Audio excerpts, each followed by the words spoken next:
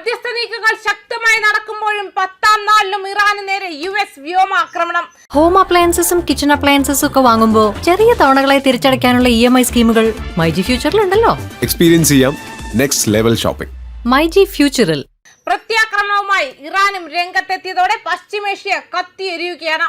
ഇറാന് നേരെയുള്ള അമേരിക്കയുടെ വ്യോമാക്രമണം തുടർച്ചയായ 10ാം നാളിലേക്ക് കടന്നതോടെ മേഖല അതീവ ഗുരുതരമായ യുദ്ധഭീതിയിൽ. ഇറാന്റെ സിരിക്, ബന്ദർ അബ്ബാസ്, കഷം ദ്വീപ്, ചബഹാർ, കൊനാരക് എന്നീ മേഖലകളെ ലക്ഷ്യമിട്ടാണ് US അവസാനമായി ബോംബാക്രമണം നടത്തിയത്. അതേസമയം ഇതിന് ശക്തമായ പ്രത്യാക്രമണവുമായി ഇറാന്റെ ഇസ്ലാമിക് റവല്യൂഷണറി ഗാർഡ് കോർപ്സ് രംഗത്തെത്തി. ബഹ്റൈനിലും കുവൈറ്റിലുമുള്ള US സൈനിക കേന്ദ്രങ്ങൾ ലക്ഷ്യമിട്ട് പ്രത്യാക്രമണം നടത്തിയതായി IRGC സ്ഥിരീകരിക്കുകയും ചെയ്തിട്ടുണ്ട്. കൂടാതെ ലോകത്തെ പ്രമുഖ എണ്ണ ഗതാഗത പാതയായ ഹോർമുസ് കടലിടുക്കിൽ 2 എണ്ണ ടാങ്കറുകളിൽ വലിയ തോതിൽ തീപിടുത്തമുണ്ടായതായും റിപ്പോർട്ടുകളുണ്ട്. കുവൈറ്റിലെ അമേരിക്കൻ സൈനിക താവളങ്ങൾക്ക് നേരെ കൂടുതൽ ആക്രമണങ്ങൾ നടത്തിയതായി അവകാശപ്പെട്ട IRGC രണ്ടാമതൊരു പ്രസ്താവന കൂടി പുറപ്പെടുവിച്ചു.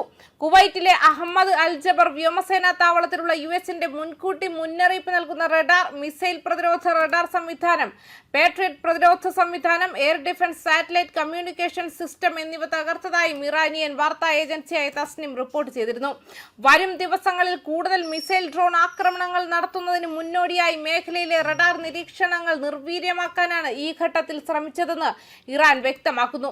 ഒമാൻ തീരത്തെ ലിമ മേഖലയ്ക്ക് സമീപം ഹോർമുസ് കടലിടുക്കിലൂടെ സഞ്ചരിക്കുകയായിരുന്ന എണ്ണ ടാങ്കറിന് നേരെ തിരിച്ചറിയാത്ത വസ്തു പതിച്ച ആക്രമണമുണ്ടായതായി UK മാർക്കറ്റെയും ട്രേഡ് ഓപ്പറേഷൻസ് സ്ഥിരീകരിച്ചിട്ടുണ്ട്. ആക്രമണത്തിനിരയായ കപ്പലിലെ ജീവനക്കാർ അത് ഉപേക്ഷിച്ച് ജീവൻ രക്ഷാ ബോട്ടുകളിലേക്ക് മാറിയതായും കമ്പനിയുടെ CSO അറിയിച്ചു.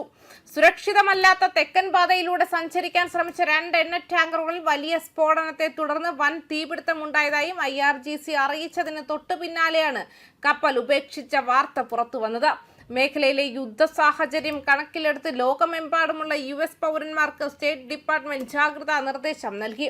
മിഡിൽ ഈസ്റ്റിലുള്ള അമേരിക്കക്കാർ യാത്രാ തടസ്സങ്ങൾക്കും വിമാന സർവീസുകൾ റദ്ദാക്കുന്നതിനും വ്യോമപാത അടച്ചിടുന്നതിനും സാധ്യതയുള്ളതിനാൽ അതീവ ജാഗ്രത പാലിക്കണമെന്ന് നിർദ്ദേശിച്ചിട്ടുണ്ട്. മറ്റ് രാജ്യങ്ങളിലുള്ളവർ മിഡിൽ ഈസ്റ്റിലേക്കോ അതുവഴിയോ ഉള്ള യാത്രകൾ പരമാവധി ഒഴിവാക്കണം. വിദേശത്തുള്ള നയതന്ത്ര കാര്യാലയങ്ങൾക്കും മറ്റും ഇറാന്റെയോ സഖ്യ ഗ്രൂപ്പുകളുടെയോ ഭാഗത്തു നിന്നും ആക്രമണത്തിന് സാധ്യതയുണ്ടെന്ന് സ്റ്റേറ്റ് ഡിപ്പാർട്ട്മെന്റ് മുന്നറിയിപ്പ് നൽകുന്നു. അമേരിക്കയും ഇറാനും തമ്മിലുള്ള യുദ്ധ സാഹചര്യം രൂക്ഷമായി തുടരുമ്പോഴും ഇരു രാജ്യങ്ങളും തമ്മിൽ മധ്യസ്ഥ ശ്രമങ്ങൾ നടക്കുന്നതായുള്ള റിപ്പോർട്ടുകൾ പുറത്തു വന്നതോടെ ആഗോള വിപണിയിൽ എണ്ണവിലയിൽ നേരിയ കുറവുണ്ടായി. യമനിലെ ഹൂതികൾ സൗദി അറേബ്യയ്ക്ക് നേരെ നാവിക ഉപരോധം ഏർപ്പെടുത്തുമെന്ന ഭീഷണിയെത്തിയെങ്കിലും മധ്യസ്ഥ വാർത്തകൾ വിപണിക്ക് നേരിയ ആശ്വാസമായി. ബ്രെന്റ് ക്രൂഡ് ഫ്യൂച്ചേഴ്സ് ബാരലിന് 35 സെന്റ് കുറഞ്ഞ് $88.87 വെസ്റ്റ് ടെക്സസ് ഇന്റർമീഡിയറ്റ് ക്രൂഡ് ബാരലിന് $82.47 എന്ന നിരക്കിൽ മാറ്റമില്ലാതെ തുടരുകയാണ്. ന്യൂസ് ഡെസ്ക് കർമ്മ ന്യൂസ്.